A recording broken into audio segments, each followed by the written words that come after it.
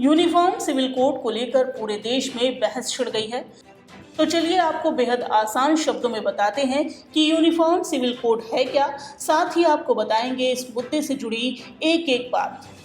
Uniform civil code का मतलब है समान नागरिक संहिता।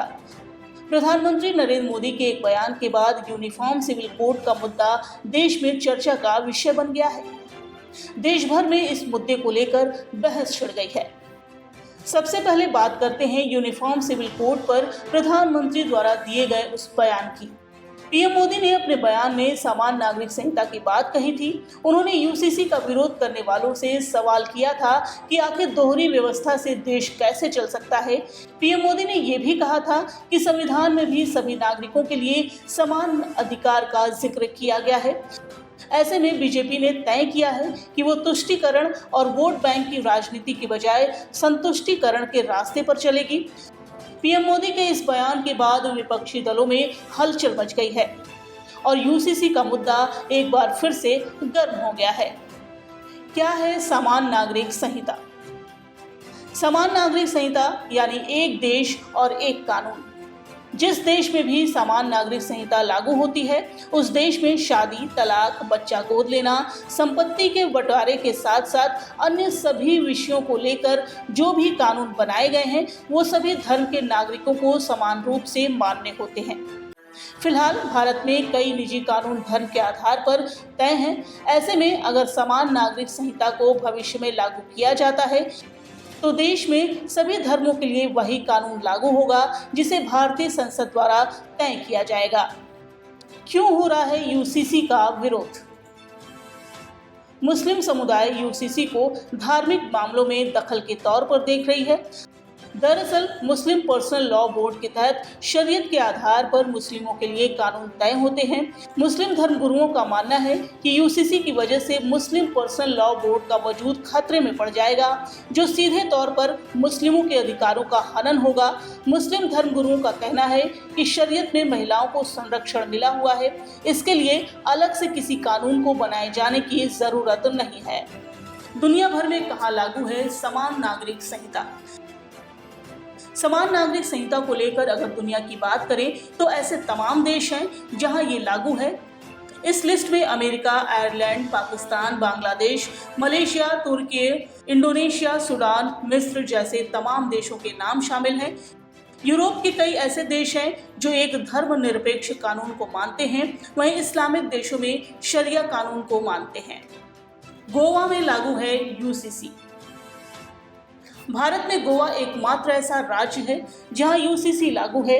संविधान में गोवा को विशेष राज्य का दर्जा दिया गया है। इसे गोवा सिविल कोड के नाम से भी जाना जाता है। वहीं हिंदू, मुस्लिम और ईसाई समेत सभी धर्म और जातियों के लिए एक ही फैमिली लॉ है। इस कानून के तहत गोवा में कोई भी ट्रिपल तलाक नहीं दे सकता है। रजिस्ट्रेशन कराए बिना शादी कानूनी तौर पर मान्य नहीं होगी। शादी का रजिस्ट्रेशन होने के बाद तलाक सिर्फ कोर्ट के जरिए ही हो सकता है। संपत्ति पर पति पत्नी का समान अधिकार है। इसके अलावा पेरेंट्स को कम से कम आधी संपत्ति का मालिक अपने बच्चों को बनाना होगा, जिसमें बेटियां भी शामिल हैं। गोवा में मुस्लिमों को 4 शादियां करने का अधिकार नहीं है, जबकि कुछ शर्तों के साथ हिंदुओं को 2 शादी करने की छूट दी गई है। भारत में क्यों नहीं लागू हो पाया ये कानून? समान नागरिक कानून का जिक्र पहली बार 1835 में ब्रिटिश काल में किया गया था। उस समय ब्रिटिश काल की एक रिपोर्ट में कहा गया था कि अपराधों, सबूतों और ठेके जैसे मुद्दों पर समान कानून लागू करने की जरूरत है। संविधान के आर्टिकल 44 में सभी नागरिकों के लिए समान कानून लागू करने की बात कही गई है, लेकिन फिर भी भारत में अब तक इसे लागू नहीं किया जा सका। इसका कारण भारतीय संस्कृति की विविधता है। यहाँ एक ही घर के सदस्य भी कई बार अलग अलग रिवाजों को मानते हैं। आबादी के आधार पर हिंदू बहुसंख्यक है, लेकिन फिर भी अलग अलग राज्यों में उनके रीति रिवाजों में काफ़ी अंतर मिल जाएगा। सिख, जैन, बौद्ध, ईसाई और मुसलमान तमाम धर्म के लोगों के अपने अलग अलग कानून हैं। ऐसे में अगर समान नागरिक संहिता को लागू किया जाता है तो सभी धर्मों के कानून अपने आप खत्म हो जाएंगे। पहले भी उठ चुका है ये मुद्दा।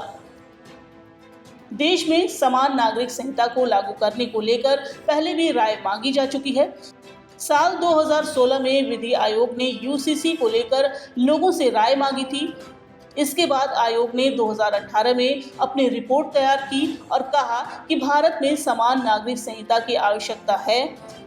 बता दें कि समान नागरिक संहिता बीजेपी के मुख्य 3 एजेंडों में शामिल रही है। इसमें पहला जम्मू कश्मीर से अनुच्छेद 370 को हटाना था, दूसरा अयोध्या में राम मंदिर का निर्माण कराना था। इन दोनों एजेंडा का काम खत्म करने के बाद अब बीजेपी यूसीसी को लागू करने के लिए अपना जोर लगा रही है। फिलहाल भारतीय जनता पार्टी अपने इस कोशिश में कितना सफल हो पाएगी, ये अभी कहना मुश्किल है।